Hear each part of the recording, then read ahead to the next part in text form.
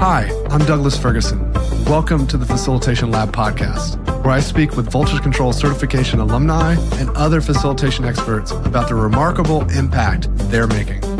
We embrace a method-agnostic approach so you can enjoy a wide range of topics and perspectives as we examine all the nuances of enabling meaningful group experiences. This series is dedicated to helping you navigate the realities of facilitating collaboration, ensuring every session you lead becomes truly transformative. Thanks so much for listening.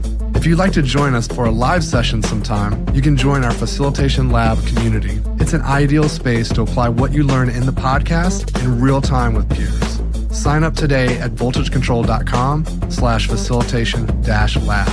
And if you'd like to learn more about our 12-week facilitation certification program, you can read about it at voltagecontrol.com. Today, I'm with Eddie Jimba at Red Cross Red Crescent Climate Center, where he offers advice to make cities in Africa resilient to climate change, shocks, and stresses. Welcome to the show, Eddie. Thank you very much, Douglas. Very pleased to be here. Oh, it's so great to have you. Well, as usual, let's talk a little bit about how you got your start in this work. I know that you had early ambitions to be a medical doctor, and that formed some of your thinking and some of your choices in your journey.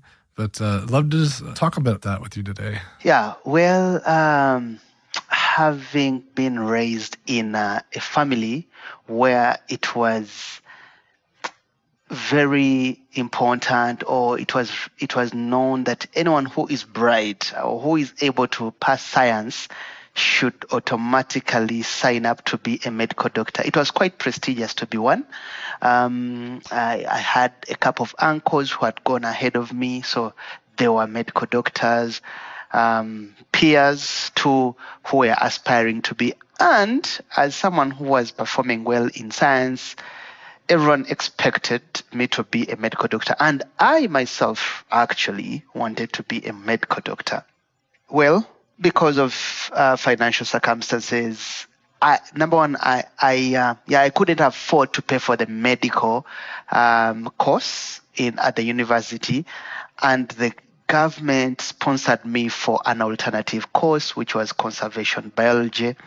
Well, because it was also science, I loved it. I chose to move on with a conservation biology course. In there, among the many things that we studied was environmental education. And that caught my attention, and I started following it a little bit, with hesitation, but also with interest. So that became a line that eventually would land me my first job in a local small organization. We were about 7 people working for it, and my role there was an environmental educator. Those were the initial steps into the world of facilitation. And what was it about childhood education that really attracted you? Okay, I love children. I do. Anywhere you find me, you'll find children somehow come around me. I am also, or at least I've been called playful. I now admit I enjoy playing. And in the African culture, playfulness is reserved for children. So I think I often find myself playing with the children. So that's exactly how I gravitated towards children. I loved children. Oh, I was told that my father actually used to love children, that he would have children all around him. Early in my early childhood, I had that. So probably that too influenced my inclination to children. And how do you think that impacts your work today, this kind of playfulness, this kind of interest in children, this kind of affinity to think and behave in those ways? So I remember one day, as a child, as an environmental educator responsible for teaching children to love nature and conservation in general. One day, I we received, in my local organization, we received an invitation to go for games for climate. My manager at the time, she basically frowned at the invitation. She was wondering who on earth does playfulness instead of doing serious business anyway. That was the first time I think I got exposed to playfulness in a professional sense. Now, coming back here, I realized that actually my facilitation style edges around seriousness and playfulness and a little bit of comedy and storytelling.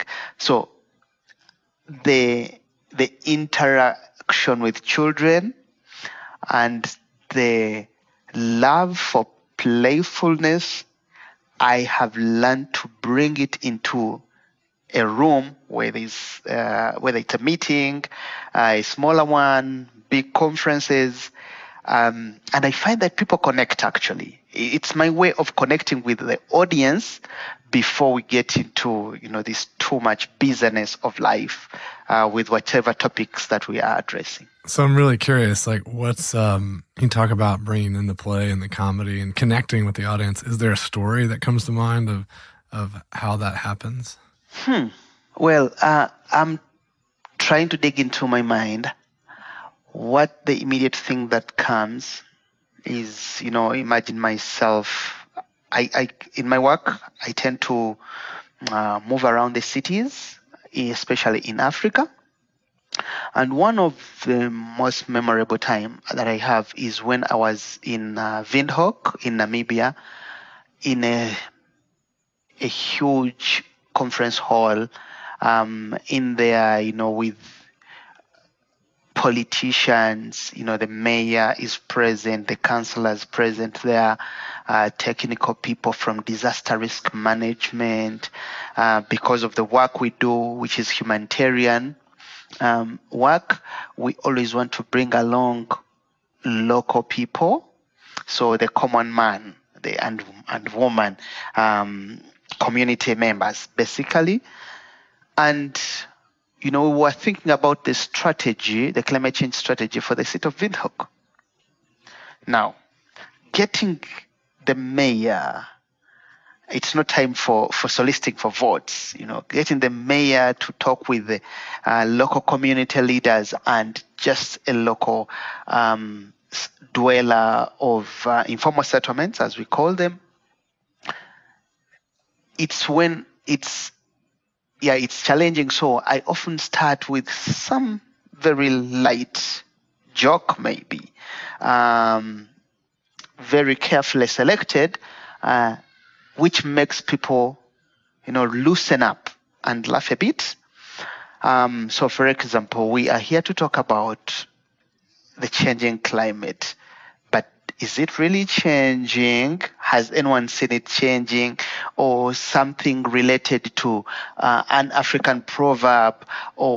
So I find a way of finding touch points with my audience that is not entirely scientific, or it's not entirely, how do I say that?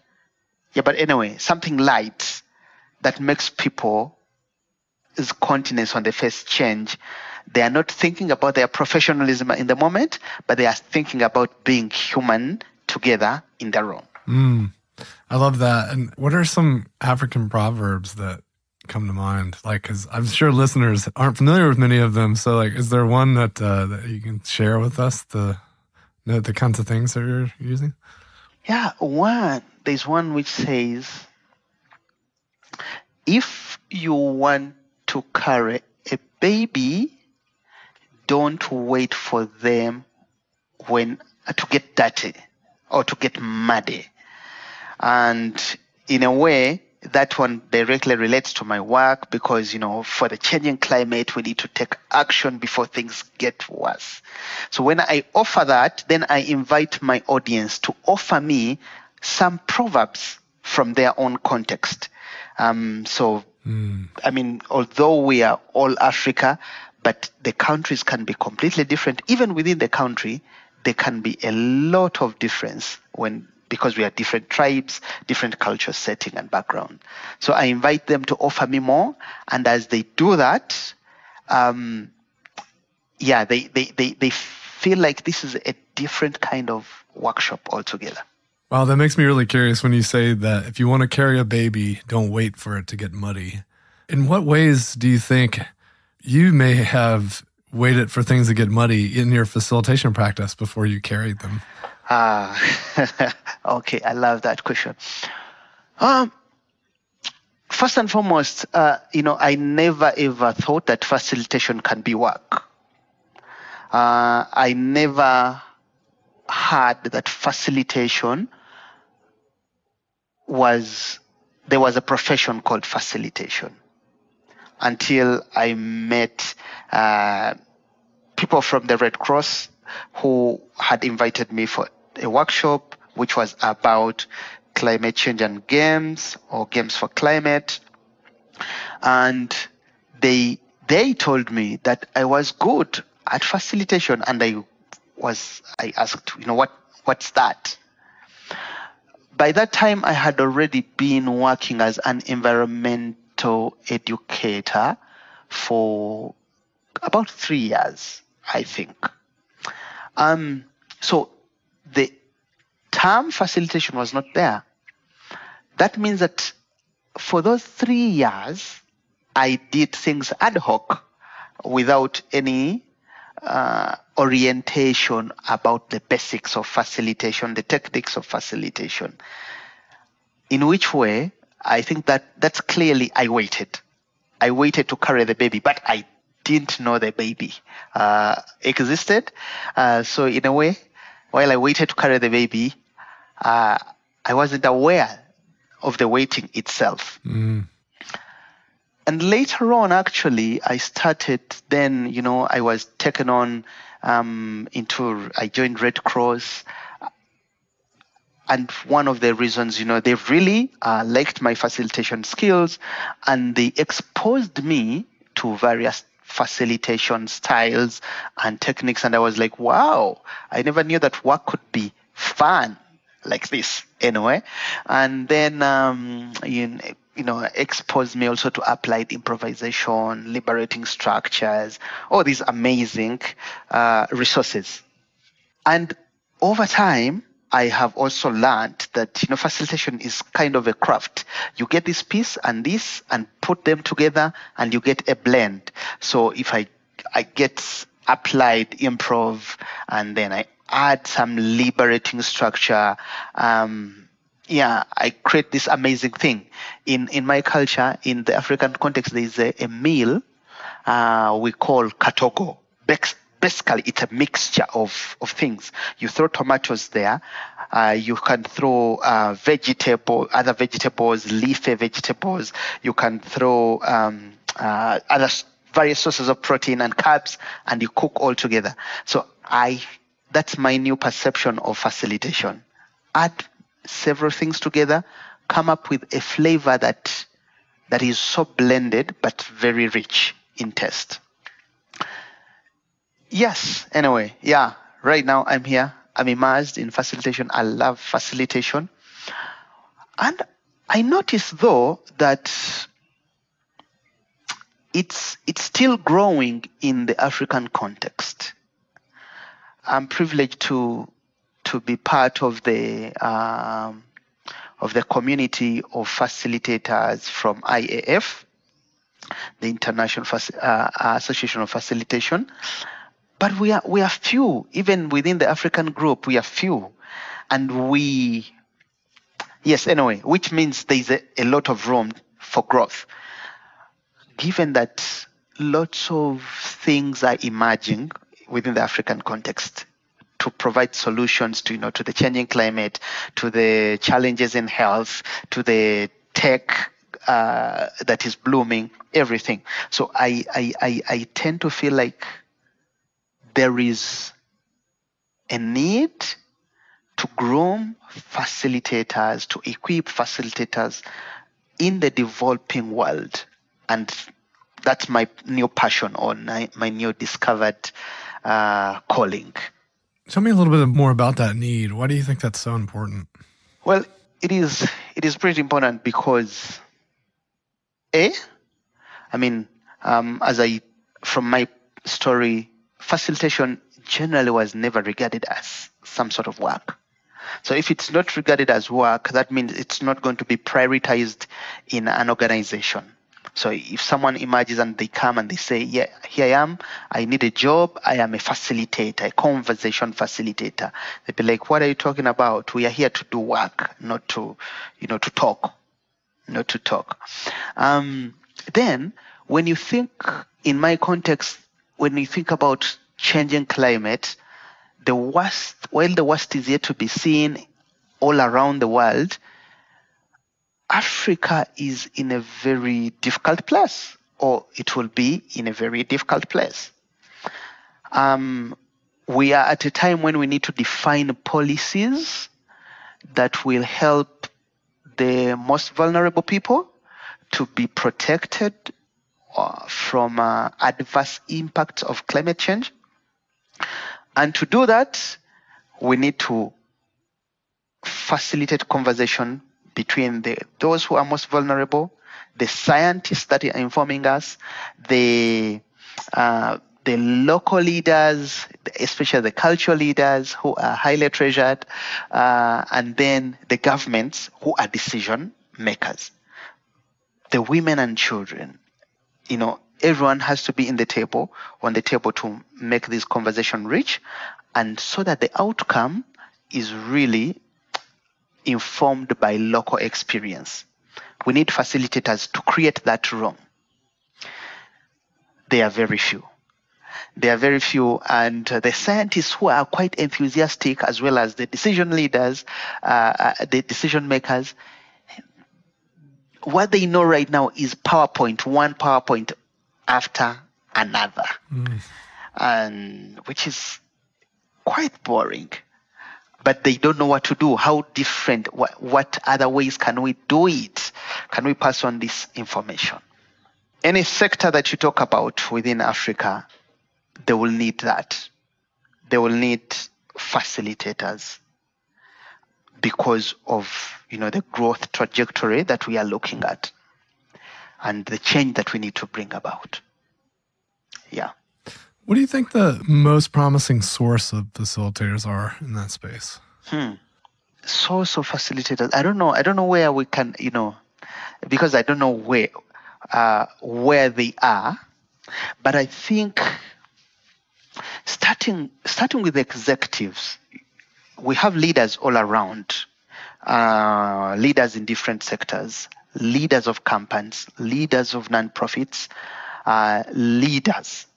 And I think because our setting is so much driven by top down, until we touch the leaders to appreciate the value of facilitation, it's unlikely that they'll be able to commit some of their human resources and financial resources to empower their teams to be facilitators within the entities, but even between, bridging the gap between their entities and other entities. Here we keep talking for us, the humanitarian workers. We keep talking. We need partnerships. We need collaborations. But these need to be facilitated. In order to bridge these gaps, we need facilitators on the table, equipped with facilitation skills. Now, one day when I wanted to just sharpen my facilitation skills, trying to get a little bit more, I looked at courses. I feel like the courses offered were quite out of reach in terms of finances. They are costly, basically. And if they are costly, that becomes a prohibitive factor. So, level 1, we have the executive buy-in. Level 2, it's going to be the financial access or block. So we'll have to overcome the financial challenge for more Africans to access like cutting edge facilitation techniques. Now, where I work from, we try to infuse and empower our own humanitarian workers with facilitation techniques. So we organize either online trainings or in-person trainings to offer that what we have learned over time.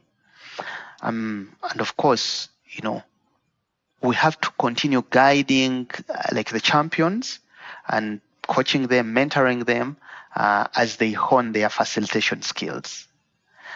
I think that those are the small baby steps we are taking for us within the Red Cross and the Red Crescent Climate Center, but also for the Red Cross and the Red Crescent movement in general.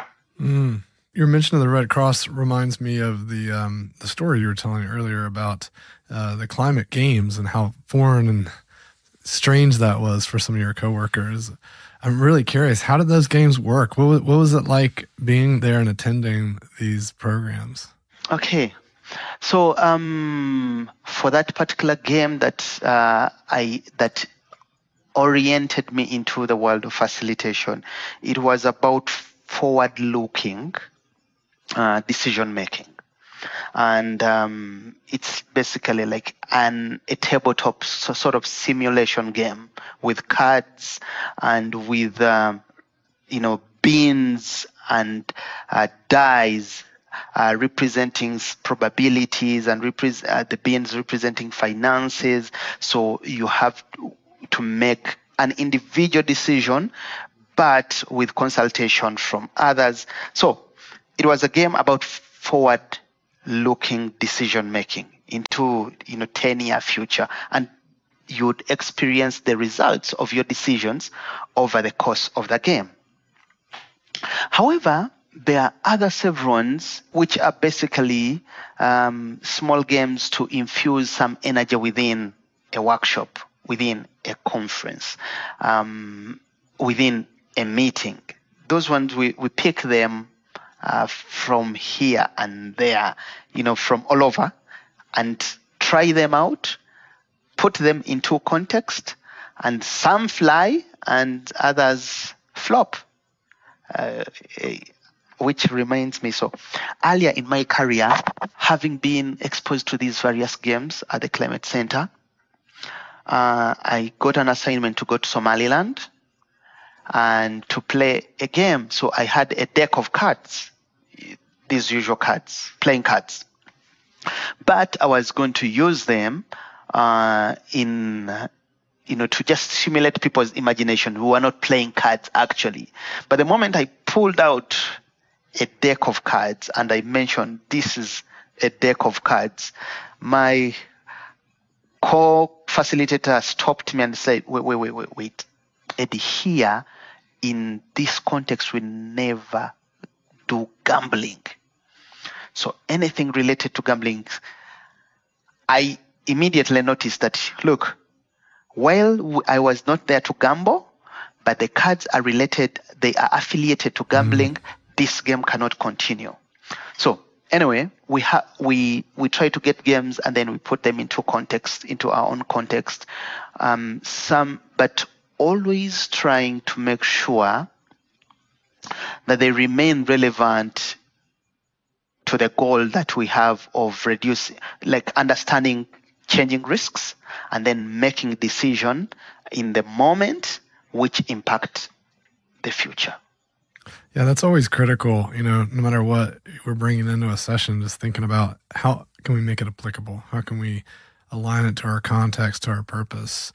And, when you tell me about the playing cards and, gambling and the connotations there, it also reminds me of how just the importance of clarity in facilitation and how often cultural boundaries, and I imagine from your perspective, working in a continent that has many countries that are quite diverse. There seems to be a sense of unity around Africa in general, but also there's so much diversity with all these countries and the cultural backgrounds. And so I can imagine it can be, to your point, like these card decks are problematic because of gambling, but I bet there's so many examples of just, how the words we use and the metaphors and the symbols we use, we have to be careful about how people respond to those. Absolutely.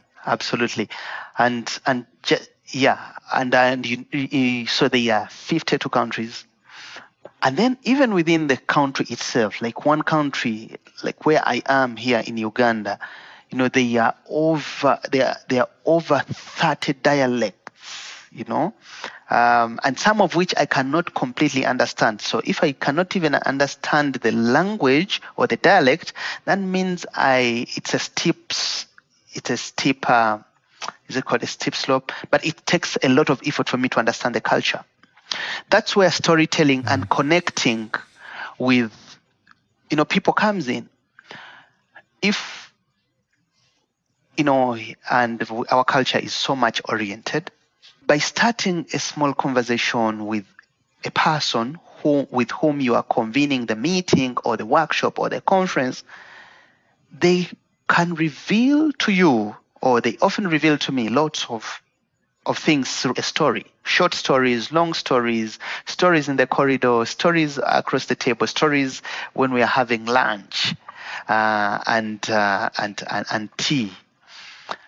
Through these stories, I practice active listening. Like I have to really listen carefully to pick out what are these cultural markstones that are coming up, that are popping up as this person speaks.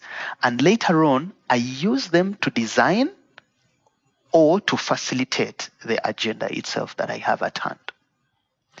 Listening. I was going to ask you about that actually, because you were talking about being intentional about these touch points you create so you can connect with them in a meaningful and personal way. And I was curious about your process for that. And so you touched on it just now a bit, but I'm really curious to know a little bit more on how that evolves. Is that stuff you're doing, because you mentioned that it influences how you think about the agenda. So it must be happening before the event. So how far ahead of time? And are you just getting meeting with them in person, or are you doing this virtually? What's your process like for really getting to that clarity that you need to make those epiphanies, to draw them in more? So often it involves both online and offline meetings. So the online, to check in what is it that you really want to achieve with this meeting. And then after that, we follow up with another online probably, and then we get offline where possible in the preparations. That is, if I'm within the country where the workshop is going to happen. Sometimes I'm not, but even when I am not, I make sure that I add in a day before to review the agenda that we already discussed online. And during the process of reviewing it in person, often, things emerge. Also, when I'm beginning to craft an agenda, I often talk to, whoever has invited me or whoever I'm co-organizing with, that this is a guide. But because it's a guide, some details can changing in the moment during the facilitation, or just before, or immediately after reviewing, during the time when we are reviewing a session. But look, talking about this process of before, trying to find out information before when we are designing the agenda, I had never thought about it so much critically until I undertook the course from the voltage control. And when we were doing, we had several books that we used. And one of my life-changing books as a facilitator was The Gift from the Voltage Control, The Art of Gathering by Priya Parker, who underscores the reason to find out the reason for the meeting by asking so many whys. No, why? Until you get to the real desire. In my case, often that is, it's usually I'm bringing together scientists, I'm bringing together these decision makers from government, and then the scientists, while they say we are here to design something, at the bottom of their hearts is, I am here to offer you the information that you need. And therefore, I need a lot of time so that I can go through all my slide decks. Okay. But because of this, learning to ask the why of the meeting, I have been able to also help the scientists know that, yes, you need to deliver this information, but you also need people to listen to you. Now, my colleague says, do you want people to listen to you 10% and then they lose 90% of your content? Or do you want them to retain 90% of your content and therefore they should not be talked to more than 10% of the time? Okay. So anyway, the point is, I finally found comfort in asking a lot of, why would you like this workshop? Why would you like this meeting? Again and again, especially trying to get to the point of, do you like it more interactive or less interactive? And what is the value of having it less interactive versus more interactive? It's always interesting what you learn when you start to dial in. And even to your point around making the agenda ahead of time based on some conversations, but then that day before, really walking it through with them. And it's a great opportunity to build some familiarity with folks and the flow that you plan and make changes in the last minute. And I think that demonstrates adaptability and builds a lot of trust and confidence. Mm-hmm. Yes, absolutely. And, I have learned to ask, what would you like your participants to see, to feel, to think, to experience? And by asking those questions, it has helped people, my co-facilitators or the co-organizers, to try to think holistically about the experience of a participant and to craft an agenda that suits the participants and make them feel enthusiastic about the work that we are going to do or about the work that we are already doing. Yeah, I love that. It shows up in the workshop design canvas that we created and how we think about how participants are going to leave and how they're showing up, because then that gap can be really visible to us as designers. And so we know exactly what we need to address. And talking about designing, I discovered that I used to think that, the designing part of the workshop is daunting. It's a lonely activity. It's a soul-searching activity, so to say. And I would try to quicken it, like do it chap, so that we get to the day of facilitation and delivering.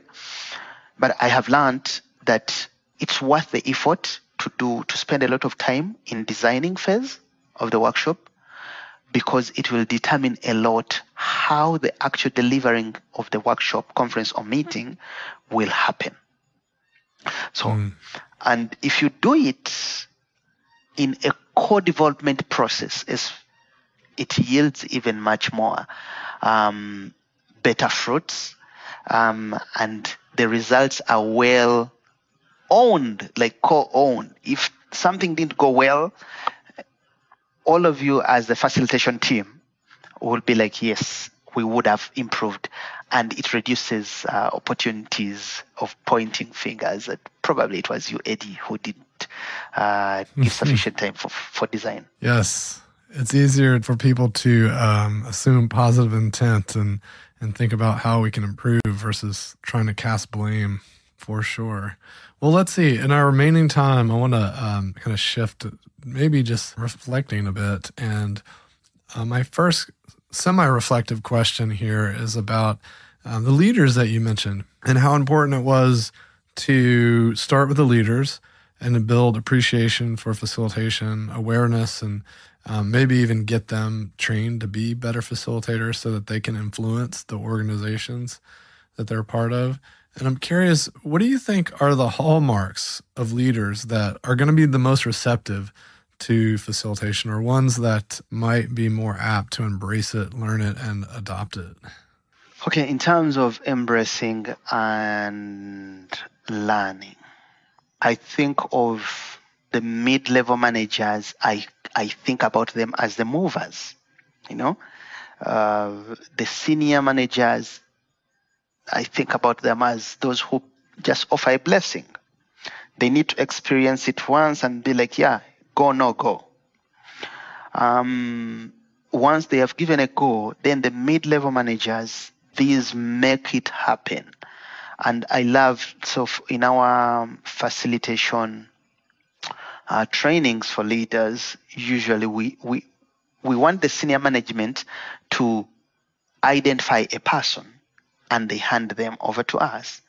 And usually that is a person who is in the mid-level management that, we offer the different facilitation techniques, expose them to various methods, and then guide them going forward. Now, once we have guided the mid-level managers, then they are enthusiastic also to guide even the lower, management levels.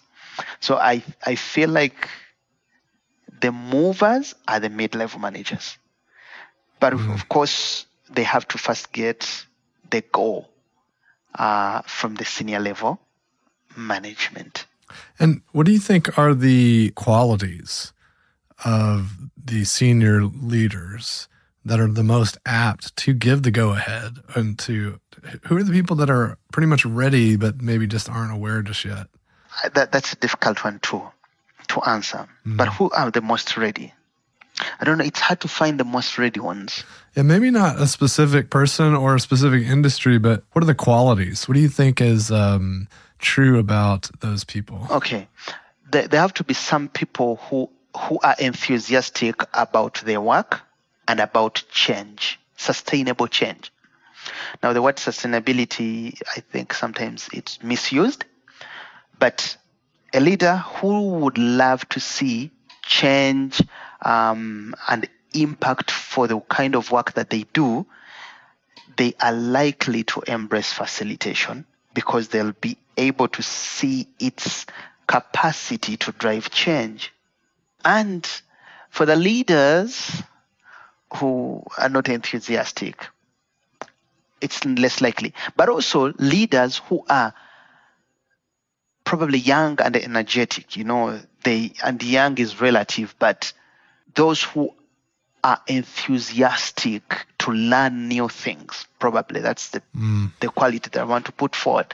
They're the ones that are likely to appreciate facilitation and hopefully encourage their teams to have these facilitation skills. I also tend to think it's not good to have, this single person in an organization as our go-to facilitator, rather than, everyone should have some level of facilitation because we are facilitating day in and day out. The scale differs, but we are.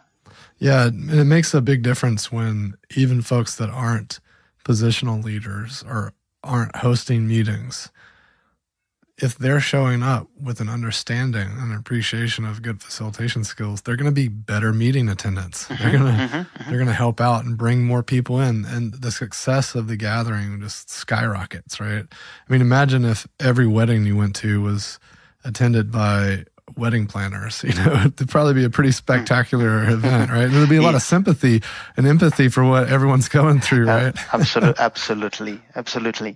So yeah, there's need for that diversifying facilitation. How do you think that facilitation will continue to shape the future of climate? Great question. Look, I think actually it's going to be very, very important. Number one, probably you if you do a Google search immediately, you'll find lots of meetings about climate, lots of workshops, and even mega conferences that happen, like the one that we call the Conference of Parties, where big decisions happen. When these meetings are not well facilitated, there is passivity. Passiveness in the attendancy, passiveness in contributing great ideas, passiveness in owning the outcome.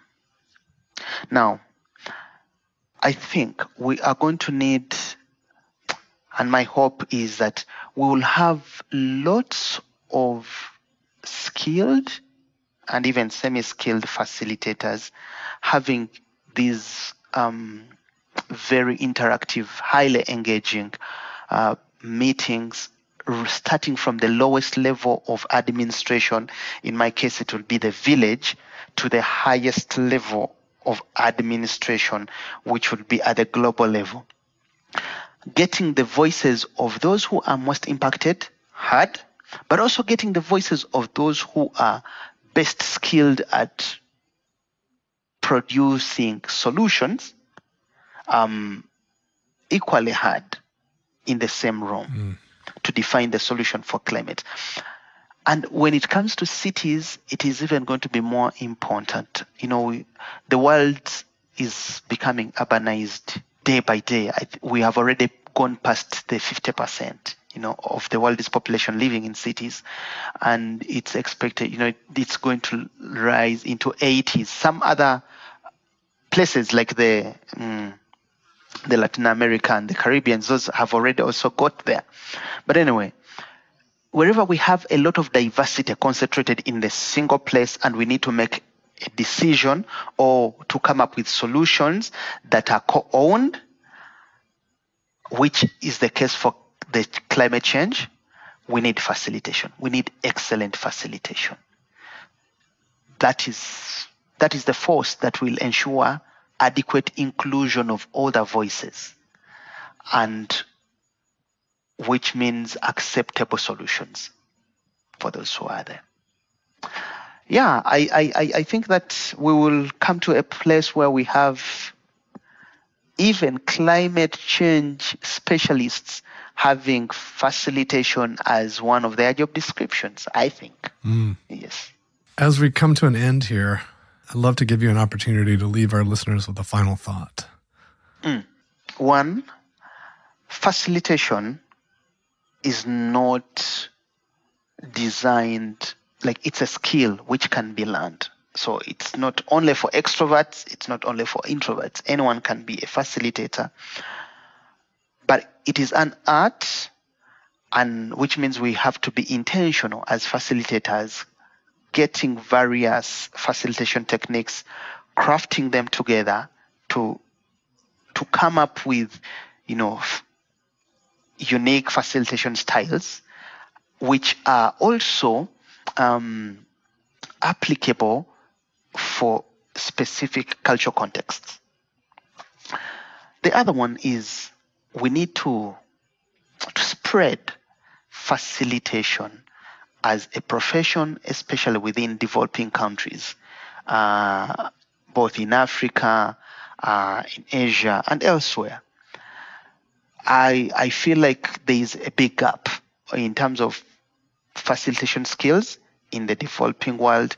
And one, there has to be awareness and appreciation that it's needed, both by leaders, but everyone as well. And then two, to make it accessible, especially to remove the financial barriers that makes people not able to access facilitation skills offered in conferences, in trainings, elsewhere. And I think lastly, it's so rewarding to facilitate a productive conversation. Eddie, it's been a pleasure chatting with you today. Thank you so much for joining me. Thank you very much, Douglas. Thanks for hosting me. And yes, I look forward to seeing the banner of facilitation moving all around. Thanks for joining me for another episode of the Facilitation Lab podcast. If you enjoyed the episode, please leave us a review and be sure to subscribe and receive updates when new episodes are released. We love listener tales and invite you to share your facilitation stories. Send them to us on LinkedIn or via email. If you want to know more, head over to our blog where I post weekly articles and resources about facilitation, team dynamics, and collaboration. voltagecontrol.com.